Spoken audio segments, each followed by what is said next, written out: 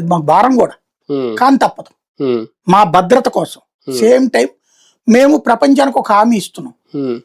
First మేము అణుబాంబు వాడం, అణుబాంబు మేము తయారు చేస్తాం కానీ ఫస్ట్ యూజ్ మీద బ్యాన్ పెట్టుకుంటున్నాం మేము. మా విధానం అంటే అవతలోడు మా మీద అణుబాంబు వేస్తే మేము అప్పుడు వేస్తాం, అప్పుడు అటాక్ చేస్తారు. అది చేయకపోతే మా సార్వభౌమత్వం ఏమైపోతుంది కాబట్టి దెన్ అన్నాడు. ఫస్ట్ కాస్త అడావిడి చేసిన ఆయన వాడిన విధానం, ఆ సంభాషణని జనానికి ప్రపంచానికి అర్థమయ్యేలా చెప్పడంతో మూసుకు కూర్చున్నాడు. తర్వాత మంది పెద్ద మార్కెట్ ప్రపంచంలో మూసుకుని వాళ్ళే ఆంక్షలు తీసుకున్నారు, మన మీద యుద్ధం చేయాల. బట్ ఇరాన్ మీద ఎందుకు చేయాల అంటే కొమైనీ అణుబాంబుల్ని ఒక బెదిరింపుకు వాడాడు, మనం శాంతి కోసం అని వాడాం.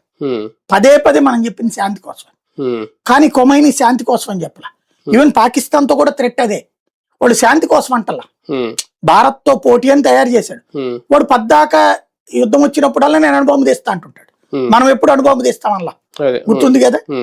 క్రిందటిసారి ఎప్పుడు అన్నప్పుడు ఇది పహల్గామ్ ఇన్సిడెంట్ తర్వాత మనం సర్జికల్ స్ట్రైక్ చేసినప్పుడు అణుబాంబు అన్నప్పుడు నరేంద్ర మోడీ అన్నాడే మా దగ్గర దీపావళి టపాకాయలు ఉన్నాయి ఏంద్రా, అంతే తప్పించి ఆ రోజు కూడా మేము అణుబాంబు వేస్తామని చెప్పలా. మన దగ్గర ఆ సంస్కారం ఉంది. సంస్కారం లేని దరిద్రుల్లో అతి పెద్దది పాకిస్తాన్, దానికి తాత ఇరాన్. కొమైనీ పదే పదే చెప్పుకొచ్చింది బెదిరింపు ప్రపంచాన్ని, ఏమని అణుబాంబులు ఇస్తాం ప్రపంచంలో